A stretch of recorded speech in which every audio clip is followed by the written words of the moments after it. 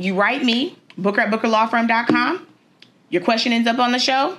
Bring you to the court of my public opinion. We're not going to look at this as legal advice because I don't represent you and I may not have all of the facts that I need. However, I'm going to do the best job that I can with what I have. Without further ado, let's get it crack-a-lackin'. Hello, it's your favorite attorney, and I'm here talking to you all about children who get settlements. We have to discuss children that get settlements.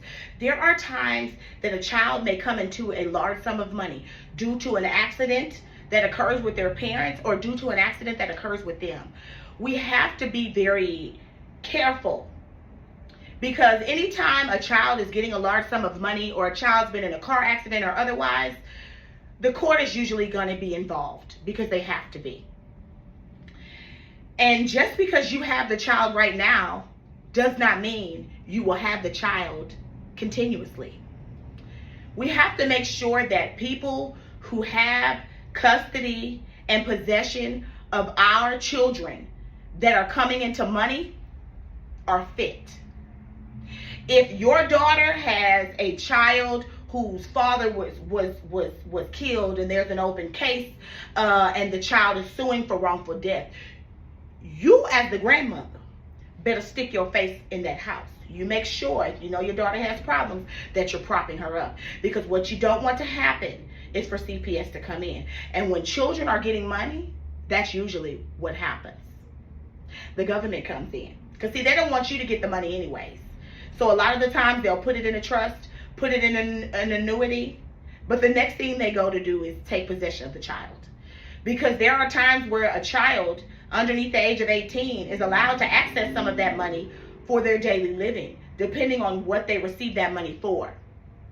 And when they receive that money from a parent who was helping that child along or who was paying child support, or they receive that money, as a beneficiary of that parent, they can start to access that money before 18.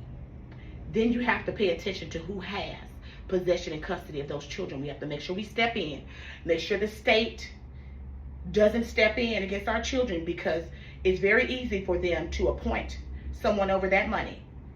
And when they appoint someone over that money, or they appoint someone over that child, all of these people have to be paid. They're paid right out of that child's money, and a lot of the times, unfortunately, the child isn't left with much or anything at all. So we need to start paying attention to our children who are coming into money. And we've got to make sure that those children in our family are well taken care of, even if we have to prop those parents up or prop those caregivers up ourselves.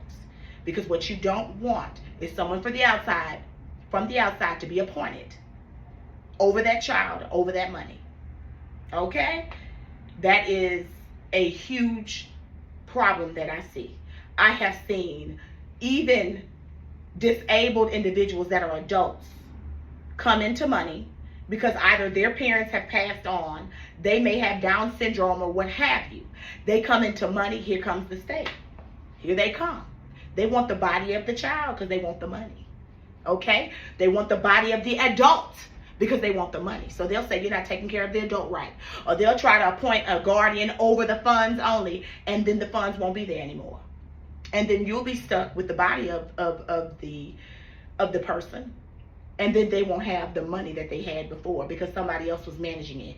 We have to pay attention. We have to work together when we have our children that are coming into money, and are disabled or mentally unsound that are coming into money. And we've got to all about work together. Do not fight each other. Because once you start to fight each other, the court's coming in, of course, because you're fighting. And they're going to probably get somebody from the outside. And then you're both out. We got to think about that. And we will talk about that more, guys. But until next time, I will see you all later. Court stands in recess. Time I made that call, I'm locked up and facing charges. Who gon' fight these cases for me? I called Booker Law Firm, they got the job done. They were right there for me. For more information, contact the Booker Law Firm at 713-292-2220.